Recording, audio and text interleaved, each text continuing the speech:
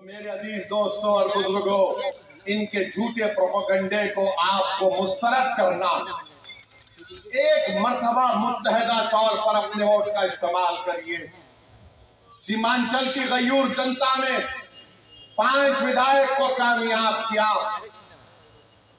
तो यही लालू परिवार ने कहा कि नहीं, ये कैसे हो गया कि हम 50 साल से इनको अफीम चटा रहे, हम 50 साल से इनके दिलों में डर बिठा रहे। ये कौन सा काम हो गया कि ये डर और अफीम को छोड़कर अपने वोटों से, अपनी ताकत से अपने 5 विधायक को कामयाब कर दिए। तो एक मंसूबा बनाया गया और 4 को खींच लिया गया। वो बेजमीर थे, उन्होंने अपना जमीर बेच दिया। जो जिंदा था उसका नाम अख्तर अली मान है। तो मैं इन तमाम से कहना चाह रहा हूं, तुमने 4 को भगा लिया, अब 24 आएंगे इंशाअल्लाह ताला। देखना तुम 4 गए तो 24 आएंगे। अरे याद रखो, ये सफर जो हम अपना आगाज किए हैं बिहार प्रदेश में, शख्सियतों पर ये सफर चलने वाला नहीं है। सुबह कयामत तक इंशाअल्लाह ताला बिहार की सरजमीन पर एमआईएम पार्टी आबाद और शादाब रहेगी। मैं अख्तर अली मान और तौसीफ आलम, तुम्हारे खंडों पर हम अपने खबरों में दिखाए जाएंगे, हमारी हड्डियां बोसी हो जाएंगी, मगर हमारा पैगाम जिंदा रहेगा। ये नौजवानों, अब तुम्हारी जिम्मेदारी है कि तुम आओ, आगे बढ़ो और अपने हक को हासिल करो। बुजुर्गों, इन नौजवानों की सरपरस्ती करो। मेरी माँ और बहनों, तुम रातों में उठकर जो आंख में आंसू लाकर सोचती हो कि मेरे बेटे और बेटी के मुस्तकबिल का क्या होगा, अब फिक्र मत करो। अब तुम्हारी रातों की बेचैनी इंशाअल्लाह ताला मोदी, नीतीश और लालू के दिलों में बेचैनी हम पैदा करेंगे। सिर्फ आपसे अपील कर रहे हैं कि मुत्तहिद हो जाइए। सिर्फ 1000 करोड़ की जरूरत है, 1500 करोड़, मगर मोदी ने बोलेंगे अब्दुल पंक्चर बनाता। मोदी जी, दलील देकर कह रहा हूं, झूठ नहीं बोल रहा हूं। आप मेरे दलील का जवाब नहीं दे पाओगे। अरे अब्दुल अगर गरीब है तो हुकूमतों ने हमको गरीब बना दिया। अब्दुल अगर पंक्चर की दुकान पर काम कर रहा है तो किसी हद तक अब्दुल के बाप की भी जिम्मेदारी है, क्योंकि अब्दुल के बाप ने समझा ये सामाजिक इंसाफ की बात कर रहे हैं, ये सेकुलरिज्म की बात कर रहे हैं। हमने सबका साथ किया, कभी सामाजिक न्याय पर दिया, तो कभी यादव मुसलमान इत्तेहाद के नाम पर दिया, तो कभी हिंदू मुस्लिम इत्तेहाद के नाम पर दिया। जिसको हमने वोट दिया वो मोटा हो गया, वो महल में जाकर बैठ गया, और जिसने उनको वोट डाला गरीबी उसका मुकद्दर बन के रह गया। दूसरी बात मेरे अजीज दोस्तों और बुजुर्गों, मैंने कहा कि मेरी खुशकिस्मती है कि मैं यहाँ पर इस तारीखी सरजमीन पर आया हूँ, और जो लोग बिहार हो या भारत हो, यहाँ पर जहर उगल रहे हैं समाजों के दरमियान में, समुदाय के दरमियान में, मैं उनको याद दिलाना चाहता हूँ कि बतख मियां अंसारी ने जो कुर्बानी दी उसको याद रखो। उनको कहा गया कि गांधी जी के खाने में जहर मिला दिया जाए, तो उस शख्स ने कहा कि मैं नहीं मिला सकता, और जाकर गांधी जी को बता दिया कि आपके खाने में जहर डाल दिया गया है। ये और बात है कि कितनी सरकारें बनी भारत में, मगर किसी ने भी बतख मियां को वो इज्जत नहीं दी जो उनको मिलनी चाहिए थी। खैर, बतख मियां को इज्जत नहीं मिली, हम उनको हमेशा याद रखेंगे, अपनी औलादों को सिखाएंगे कि देखो ये वो शख्स था, अगर वो जहर दे देता तो गांधी जी की हत्या हो जाती, मगर उस शख्स ने अपनी जान की परवाह नहीं की। हम हमेशा ऐसे मुजाहिदीन को याद रखते हैं, और हम हमेशा इस बात को आपसे कहेंगे कि एक तरफ बतख मियां अंसारी है तो दूसरी तरफ गोडसे है। इस देश को फैसला करना पड़ेगा कि क्या वो गोडसे के जहर को अपनाएंगे या फिर बतख मियां के इस दरियाफ्त को इस्तेमाल करेंगे। जिसने जहर डालने के लिए कहा गया था, उसने कहा मैं गांधी को जहर नहीं दे सकता, मैं भारत से गद्दारी नहीं कर सकता। तो याद रखो, अगर इस देश को विकसित भारत बनाना है तो हमको गोडसे के जहर को कबूल नहीं करना है, बल्कि बतख मियाँ की मोहब्बत को हमको कबूल करना है। तभी जाकर ये देश एक विकसित भारत बनेगा। ये मैं आपको बोलने के लिए आया हूँ। मेरे अजीज दोस्तों और बुजुर्गों, तीसरी बात की है कि आप जानते हैं कि ये हमारे देश के अंदर की बात अब कर रहा हूं। आप जानते हैं कि भाजपा ने एक ऐसा कानून बनाया जिससे मुसलमानों के ईमान पर हमला होगा, हमारे मस्जिदों पर हमला हो सकता है, हमारी शनाख्त पर हमला हो सकता है, हमारी शहरियत पर तो हमला CAA का कानून बना दिया गया। याद रखिए, ये वक्त तरमीमी कानून 2025 जो बनाया गया है, ये सिर्फ और सिर्फ RSS की एक कोशिश है कि भारत के मुसलमानों से उनकी मस्जिदों को छीन लिया जाए, उनकी दरगाहों को छीन लिया जाए, उनके खानखाहों को छीन लिया जाए, कब्रस्तानों को छीन लिया जाए, ईदगाह को खत्म कर दिया जाए, इमाम बाड़ों को खत्म किया जाए। मैं आपसे अपील कर रहा हूं कि आप इस काले कानून के खिलाफ मुत्तहिदा तौर पर खड़े हो जाइए और एक आवाज में हम सबको ये पैगाम देना है कि भारत के संविधान को बचाना है और वक्फ के कानून को वापस लेना है। मोदी, ये हमारा ऐलान होना चाहिए, क्योंकि ये कानून बाबा साहेब अम्बेडकर के बनाए हुए संविधान के फंडामेंटल राइट्स के खिलाफ बनाया गया है। मुझे अफसोस है इस बात का कि नीतीश कुमार, चिराग पासवान, कुशवाहा साहब, चंद्राबाबू नायडू, जयंत चौधरी, कुमारस्वामी ने इस कानून की, इस काले कानून की तारीफ की। हम पूछना चाहते हैं नीतीश कुमार से, चिराग पासवान से, कुशवाहा साहब से, मांझी साहब से, क्या बिहार प्रदेश में हमारे हिंदू भाइयों की मंदिरों का कानून नहीं है 1950 का, जो ये कहता है कि मंदिरों में वही लोग मेंबर बन सकते हैं जो हिंदू धर्म से उनका ताल्लुक है। जब आपके लिए कोई बात अच्छी है तो फिर मुसलमान धर्म के वक्फ बोर्ड में आप कैसे किसी गैर मुस्लिम को मेंबर बनाएंगे? जब आप कानून बना दिए कि कोई हिंदू से सिर्फ हिंदू ही मेंबर बनेगा, तो फिर मुस्लिम वक्फ बोर्ड में आप कैसा कानून बनाए कि गैर मुस्लिम यहाँ पर मेंबर बनेगा? बनाने की वजह क्या है हमको बताओ आप, मगर वजह नहीं बताते हैं। अरे अगर बोध गया में सिर्फ हिंदू और बौद्ध उसके मेंबर बन सकते हैं, तो फिर बिहार के वक्फ बोर्ड में कैसे कोई गैर मुस्लिम मेंबर बन सकता है? बताओ हमको, समझाओ हमको। तुम समझा नहीं सकते, तुम्हारे पास कोई दलील नहीं है, तुम सिर्फ मुसलमानों से नफरत की बुनियाद पर एक काला कानून बनाए हो। तुम वक्फ की जायदादों को लूटने के लिए इस तरह का कानून बनाए हो।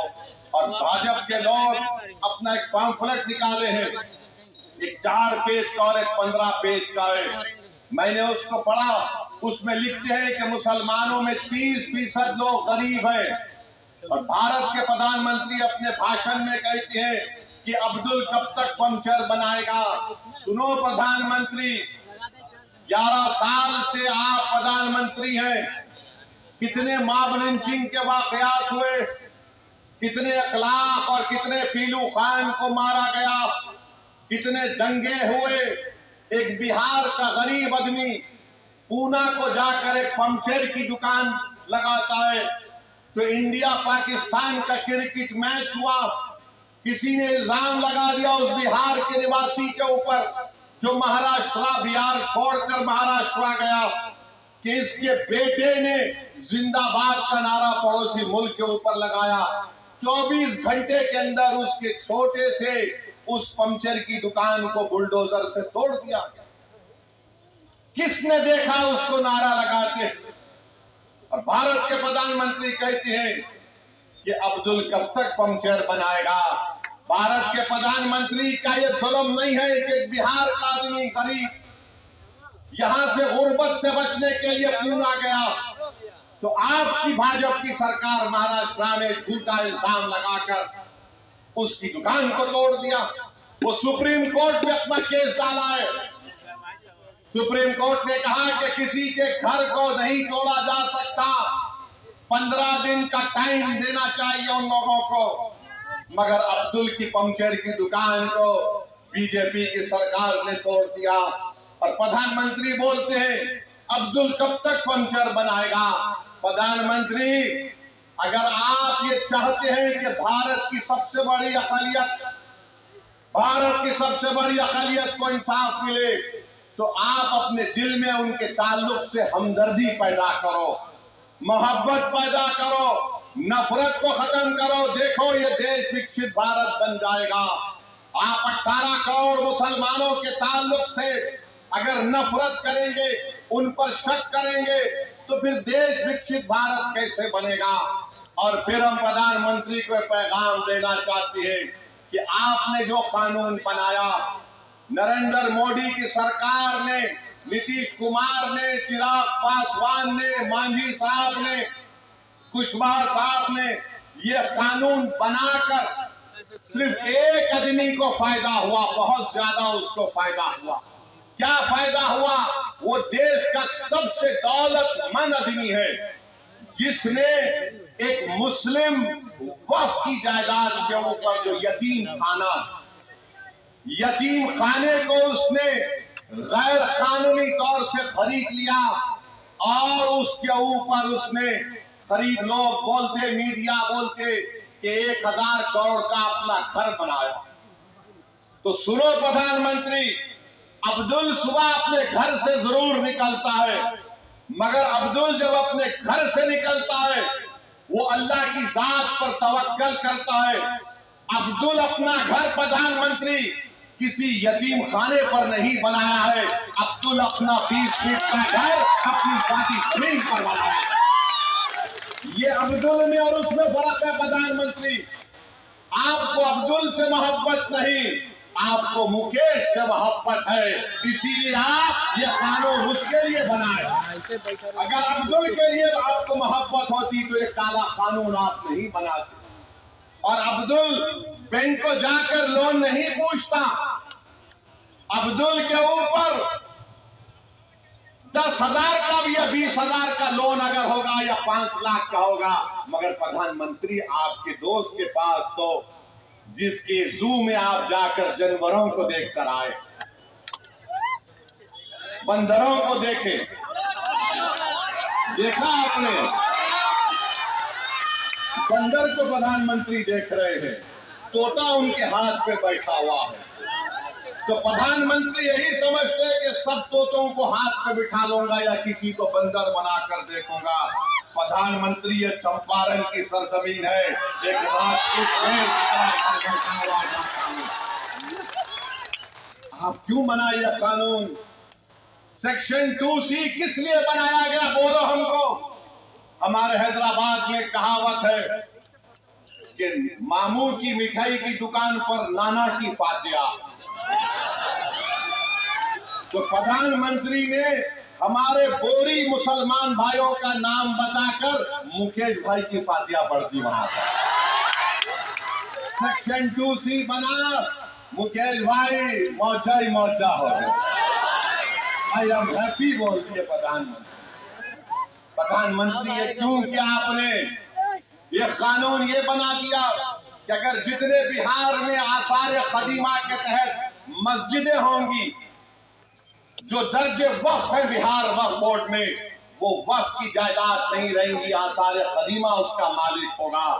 जो सालिम लोग टीवी चैनल पर बैठकर आदिल हसन से असदुद्दीन ओवैसी को गाली देते हैं, प्यारे जितनी गाली देना है दो, कोई फर्क नहीं पड़ता।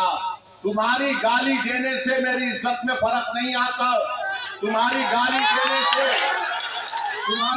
देने से मेरी शोहरत में कमी नहीं आती। तुम्हारी गाली देने से मेरी रात की नींद खराब नहीं होती। हाँ, अगर तुमको फायदा होता है क्योंकि तुम्हारे दिलो दिमाग में बीमारी है नफरत की, शायद और ओवैसी को गाली देने से वक्तिया तुमको फायदा होता है तो दो, मगर ये तो बताओ इस कानून में किसको फायदा पहुंच रहा? कुछ फायदा नहीं है मुसलमानों को। और प्रधानमंत्री बोलते मुसलमान 30% गरीब है।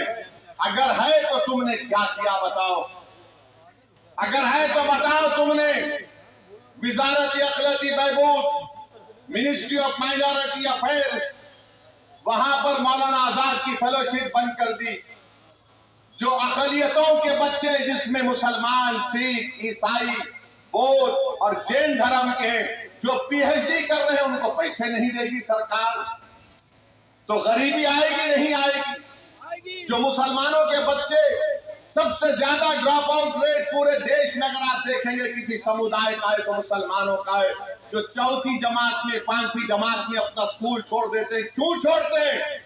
क्योंकि अब्दुल चाहता है पढ़ाना अपने बच्चों को, मगर अब्दुल के पास घर में खाना खिलाए या फिर बच्चों को पढ़ाए। तुमने प्री मैट्रिक स्कॉलरशिप को 9वीं क्लास से कर दिया, जबकि हम पुकार रहे कि अरे चौथी, पांचवी, छठी जमात में करो। तो नरेंद्र मोदी ने कहा नहीं नहीं, अब्दुल नहीं पढ़ सकता चौथी, पांचवी, छठी जमात, वो 9वीं जमात में आया तो स्कॉलरशिप मिलेगा। अरे अगर जो चौथी, पांचवी, छठी, सातवीं पढ़ेगा तो 9वीं को पहुंचेगा ना। प्री में पोस्ट मैट्रिक स्कॉलरशिप हम पुकार कर कह रहे कि बढ़ाओ, नंबर बढ़ाओ, नंबर बढ़ाओ, मगर बीजेपी बोलती हम 1 लाख को दे रहे। अरे जालिमो, तुम झूठ बोल रहे हो। तुम नंबर नहीं बढ़ाने की वजह से हर साल डिग्री में हमारे कम से कम 5 लाख बच्चे स्कॉलरशिप से महरूम हो जाते, और पढ़ाने के लिए सिर्फ 1000 करोड़ की जरूरत है, 1500 करोड़। मगर मोदी ने बोलेंगे अब्दुल पंक्चर बनाता। मोदी जी, दलील देकर कह रहा हूं, झूठ नहीं बोल रहा हूं। आप मेरे दलील का जवाब नहीं दे पाओगे। अरे अब्दुल अगर गरीब है तो हुकूमतों ने हमको गरीब बना दिया। अब्दुल अगर पंक्चर की दुकान पर काम कर रहा है तो किसी हद तक अब्दुल के बाप की भी जिम्मेदारी है, क्योंकि अब्दुल के बाप ने समझा ये सामाजिक इंसाफ की बात कर रहे हैं, ये सेकुलरिज्म की बात कर रहे हैं। हमने सबका साथ दिया, कभी सामाजिक न्याय पर दिया, तो कभी यादव मुसलमान इत्तेहाद के नाम पर दिया, तो कभी हिंदू मुस्लिम इत्तेहाद के नाम पर दिया। जिसको हमने वोट दिया वो मोटा हो गया, वो महल में जाकर बैठ गया, और जिसने उनको वोट डाला गरीबी उसका मुकद्दर बन के रह गया। तो अब आपको सोचना है कि आप किस तरीके से फैसला लेंगे। हम आपके सामने ये बोलने आए हैं कि भाजपा भी जिम्मेदार है अगर अब्दुल जिम्मेदार गरीब है। और बीजेपी अपने पैम्फलेट में कहती है कि 70% वक्फ की जायदाद पर कब्जा हो गया, तो तुम कब्जा कैसे निकालोगे? मोदी ने कानून ये बनाया कि जो 12 साल से जिस जमीन का मालिक अल्लाह है, उस पर अगर वो 12 साल से कब्जे में है तो मोदी कह रहे हैं कि मालिक तो अल्लाह होगा, मगर मैं कानून बनाकर तुझे मालिक बना रहा हूं। वो 70% अगर जायदादों पर, वक्फ की जमीन पर कब्जा हुआ है तो सब लैंड ग्रैबर काबिजीन उसके मालिक बना दिया आपने। बताओ फिर क्या होगा? ये कानून शियाओं को नुकसान पहुंचाता है, सुन्नियों को पहुंचाता है, बोरियों को पहुंचाता है। यह कानून देवबंदियों को नुकसान पहुंचाता है, बरेलवियों को नुकसान पहुंचाता है, अहले हदीस को नुकसान पहुंचाता है। यह कानून मुसलमानों को नुकसान पहुंचाता है। इसलिए हम आपसे अपील कर रहे हैं कि all India Muslim personal law board ने जो एहतजाजी प्रोग्राम बनाया है, आप उसका साथ दें। आपने बत्ती गुल की थी, 15 मिनट के लाइट गुल कर दिया आपने, किया था ना आपने। अब जब विधानसभा के चुनाव आएंगे, जब विधानसभा के चुनाव आएंगे, 20 साल आपने नीतीश को वोट दिया, 15 साल आपने लालू को वोट दिया। क्या हासिल हुआ आपको बताओ? पढ़ाई के लिए बिहार से बाहर जाना पड़ता, नौकरी के लिए बिहार से बाहर जाना पड़ता। मुझे माफ कर दीजिए अगर मैं जो कहने वाला हूं आपका हाल ऐसा है कि सिर्फ मनी ऑर्डर पर आपका घर चलता है। मनी ऑर्डर पर हमारा घर चलता है बिहार में। ये 20 साल और ये 15 साल राजनीति करने वालों ने हाल हमारा कर दिया है। तो जब चुनाव आएंगे तो 15 मिनट के लिए बत्ती गुल नहीं करना, पूरे 5 साल के लिए बीजेपी के, नीतीश की और राजद की बत्ती गुल करना पड़ेगा। तो आप करेंगे ना? कई जज्बात में आके हाथ तो नहीं उठा रहे।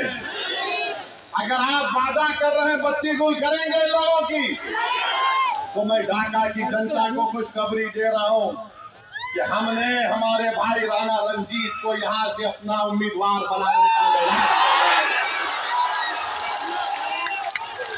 तो अब ये आपकी जिम्मेदारी है मेरे भाई कि आप राणा रंजीत को यहां से अपना नया विधायक बनाएंगे इंशाअल्लाह ताला। बहादुरगंज से तौसीफ आलम को इंशाअल्लाह बनाएंगे और अख्तर अली ईमान को कामयाब करेंगे अपनी विधानसभा से। अब याद रखिए कि एक अख्तर अली ईमान विधानसभा में जाते हैं। आप बैठो, एक अख्तर अली ईमान विधानसभा को जाते हैं। अख्तर अली ईमान को 2 मिनट का टाइम स्पीकर देता है और 2 मिनट में अख्तर अली ईमान सबको परेशान कर देते हैं। तो इंशाअल्लाह ताला अगर हम मुत्तहिदा तौर पर अपने वोट का इस्तेमाल करेंगे तो अख्तर अली ईमान का बाजू नहीं बल्कि बिहार के गरीब और मजलूम अवाम का बाजू तौसीफ आलम और हमारा राणा बनेगा इंशाअल्लाह। तो मेरे अजीज दोस्तों और बुजुर्गों, मुत्तहिदा तौर पर अपने वोट का इस्तेमाल करिए। अब बहुत हो गया। ये हर बार चुनाव आता तो इनको एक ही चीज नजर आती, ओवैसी बी टीम है, ओवैसी बी टीम है, ओवैसी वोट काटने के लिए आया है। अरे तुम याद रखो, जब तक अल्लाह मुझे जिंदा रखेगा मैं तुम्हारी नाक में और दिमाग में दम करके रखूंगा। तुम जितना बोलते बोल लो, मगर लालू जी आपके 15 साल हमको क्या मिला बताओ? नीतीश 20 साल बताओ बिहार के गरीबों को क्या मिला? आप 20 साल मुख्यमंत्री रहे। अब तो एक वीडियो देखा कि जन गण मन हो रहा है तो नीतीश कुमार हाथ पकड़ के ऐसा ऐसा कर, नहीं मालूम क्यों कर रहे। शायद अख्तर अली ईमान के पास वो डॉक्टर भी है, सियासी डॉक्टर भी। आप बताइए आप किसका साथ देंगे? जिसको आपने 15 साल आजमा लिया, जिसको आपने 20 साल देख लिया और हमको गाली देते थे। 2 मरतबा लालू नीतीश आए और कहा कि ओवैसी को रोको वरना भाजपा आ जाएगी, और आप बेचारे मासूम इनकी बातों में आ गए। आपने उनको वोट दिया मगर फिर वो लड़ लिए, फिर ऐसा लड़ लिए कि पीछे भाजपा आ गई। तो जिम्मेदार हम नहीं है अगर बिहार में बीजेपी है, जिम्मेदार लालू है और नीतीश कुमार। और याद रखिए हमारी जिम्मेदारी नहीं है, हमने कभी भी फिरका परस्ती का साथ नहीं किया। हमने हमेशा हिंदू मुस्लिम इत्तेहाद को मजबूत करने का काम किया। मगर याद रखो मेरे अजीज दोस्तों और बुजुर्गों, मगर ये बात तो सही नहीं है कि मैं अपने घर को जलाकर किसी के घर में जाकर रोशनी का चिराग जलाऊं। मेरा घर अगर आबाद रहेगा तो मैं अपने घर के चिराग को जलाकर बाजू के घर में जाकर चिराग जलाऊंगा। हम 50 साल से अपने घर के चिराग को गुल करके, अपने घर को जलाकर राख करके किसी और के महल को रोशन कर रहे। अब महल किसी का रोशन नहीं होगा। पहले राणा के घर में हम चिराग जलाएंगे, तौसीफ आलम के घर में चिराग जलाएंगे, अख्तर अली ईमान को कामयाब करेंगे। ये हमारी कोशिश होनी चाहिए।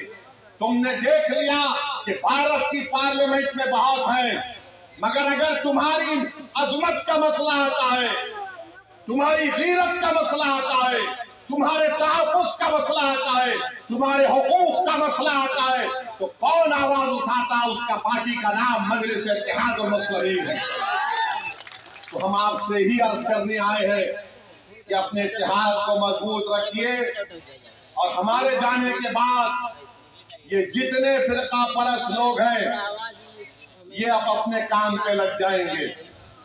ये जितने नाम निहाल सेकुलर लोग हैं वो भी काम पे लग जाएंगे। दोनों तरफ शैतान है। शैतानों की मीटिंग होगी और बोलेंगे अब क्या करें, इसने तो राणा को हमारे सर पे लाके बिठा दिया। एक अफसर परेशान कर रहा था तो तौसीफ भी आ गया। तो मेरे अजीज दोस्तों और बुजुर्गों, इनके झूठे प्रोपेगेंडे को आपको मुस्तरद करना, एक मर्तबा मुत्तहदा तौर पर अपने वोट का इस्तेमाल करिए। सीमांचल की गयूर जनता ने 5 विधायक को कामयाब किया,